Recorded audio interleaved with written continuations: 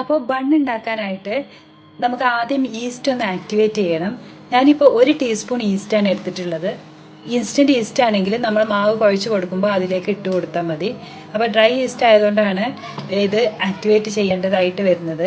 അപ്പോൾ ഇനി ഇതിലേക്ക് ബാക്കിയുള്ള ഇൻഗ്രീഡിയൻസ് ചേർത്ത് കൊടുക്കാം. ഒരു 4-5 ടേബിൾ സ്പൂൺ പഞ്ചസാര ഇട്ട് കൊടുക്കാം.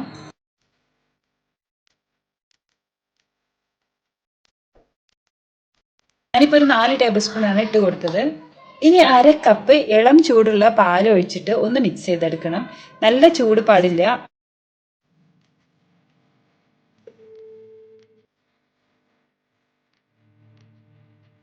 ഈ ഈസ്റ്റ് ഒന്ന് ആക്ടിവേറ്റ് ആവണം.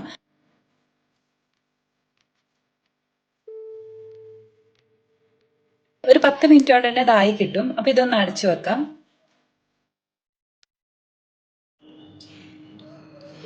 ഇപ്പോൾ ഇത് 10 മിനിറ്റ് ആയിട്ടുണ്ട്.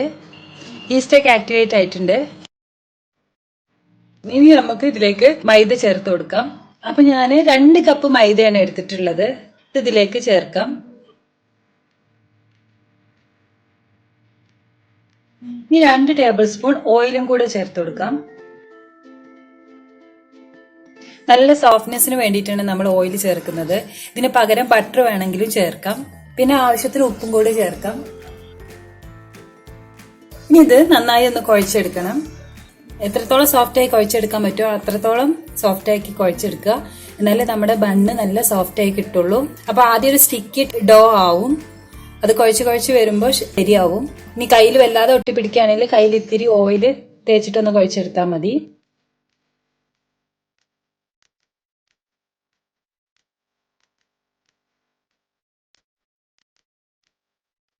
ഈ മാവ് നന്നായി കുഴച്ചെടുത്തിട്ടുണ്ട്. നല്ല സോഫ്റ്റ് ആണ്. ഒരു 5 മിനിറ്റോളെങ്കിലും കുഴച്ചെടുക്കണം.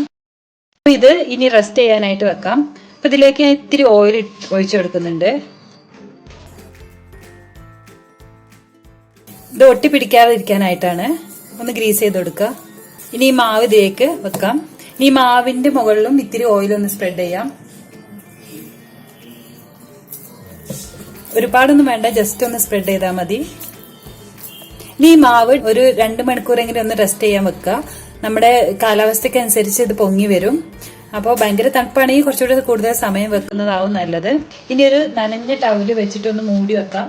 ക്ലിംഗ് റാപ്പ് ഉണ്ടെങ്കിൽ അത് വെച്ചിട്ട് കവർ ചെയ്താലും മതി. അപ്പോൾ ഇതൊരു 2 മണിക്കൂർ ഞാൻ റെസ്റ്റ് ചെയ്യാൻ വെച്ചിട്ടുണ്ട്. അതിനുശേഷം എടുത്തതാണ്.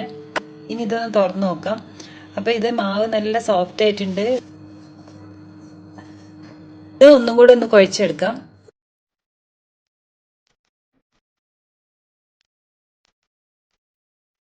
ഇത് നമുക്ക് ചെറിയ ബോൾസ് ആക്കിയിട്ട് കട്ട് ചെയ്തെടുക്കാം. ഞാനിപ്പോൾ ഇത് ഈ ഒരു സൈസിലുള്ള ബോൾസ് ആണ് ആക്കിയിട്ടുള്ളത്.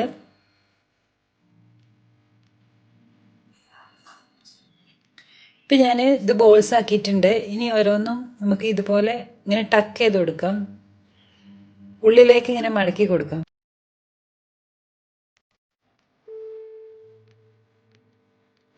ബണ്ണിൻ്റെ ഒക്കെ ഒരു ഷേപ്പ് ചെയ്തെടുക്കാം. എല്ലാതും ഇതുപോലെ ചെയ്യാം. ഇപ്പോൾ 9 ബോൾസ് ഉണ്ടാക്കി എടുത്തിട്ടുണ്ട് ഇതുപോലെ. ഇനി ഞാനൊരു ബേക്കിംഗ് ട്രേ എടുത്തിട്ടുണ്ട്. ഇതിലേക്ക് കുറച്ച് ഓയിൽ ഒന്ന് ഗ്രീസ് ചെയ്ത് കൊടുത്തിട്ടുണ്ട്. ഇനി ഒരു ബട്ടർ പേപ്പർ നമുക്ക് ഇതിലേക്ക് വെച്ച് കൊടുക്കാം.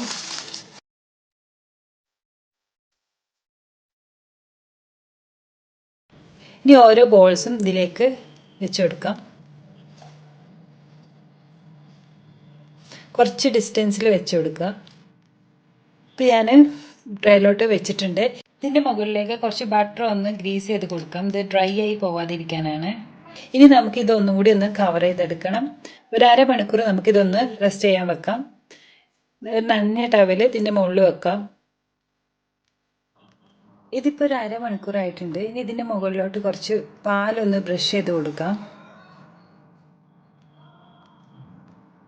ഇപ്പം ഈ മിൽക്ക് വെച്ച് ബ്രഷ് ചെയ്യുന്നതിന് പകരം എഗ്ഗ് വെച്ചിട്ടും ബ്രഷ് ചെയ്യാം. നല്ല ചൂടുള്ള ക്ലൈമറ്റ് ആണെങ്കിൽ ഇതിനേക്കാൾ നന്നായി പൊങ്ങിയിട്ടുണ്ടാവും. ഇനി 180 ഡിഗ്രിയിൽ ഓവൻ പ്രീഹീറ്റ് ചെയ്യാൻ വെച്ചിട്ടുണ്ട്. പ്രീഹീറ്റ് ആയതിനു ശേഷം നമുക്ക് ഇത് ഓവനിലോട്ട് വെച്ചെടുക്കാം. 180 ഡിഗ്രിയിൽ ഒരു 15 മുതൽ 20 മിനിറ്റിന്റെ ഉള്ളിൽ നമുക്ക് ബണ്ണായി കിട്ടും. ഇപ്പോൾ ഓവന് പ്രീഹീറ്റ് ആയിട്ടുണ്ട്. ഞാനിത് ഓവനിലോട്ട് വെച്ച് കൊടുക്കുകയാണ്. അപ്പോൾ ഇത് ബണ്ണൊക്കെ റെഡി ആയിട്ടുണ്ട്. ഓവനിൽ നിന്ന് എടുത്തതാണ്. ഇത് ബേക്ക് ചെയ്യാൻ കറക്റ്റ് 20 മിനിറ്റ് ആണ് എടുത്തത് 180 ഡിഗ്രിയിൽ. അപ്പോൾ ഓരോ ഓവനെ ഡിപ്പെൻഡ് ചെയ്തിരിക്കും. എന്നാലും ഏകദേശം 15 മുതൽ 20 മിനിറ്റിന്റെ ഉള്ളിൽ തന്നെ ആയി കിട്ടും. ഇനി ഇതിന്റെ മുകളിൽ ഇത്തിരി ബട്ടർ ഒന്ന് സ്പ്രെഡ് ചെയ്ത് കൊടുക്കാം. ചൂടോട് കൂടി തന്നെ സ്പ്രെഡ് ചെയ്യാം. ചൂട് പോയതിനു ശേഷം നമുക്ക് ഇതിൽ നിന്ന് മാറ്റാം.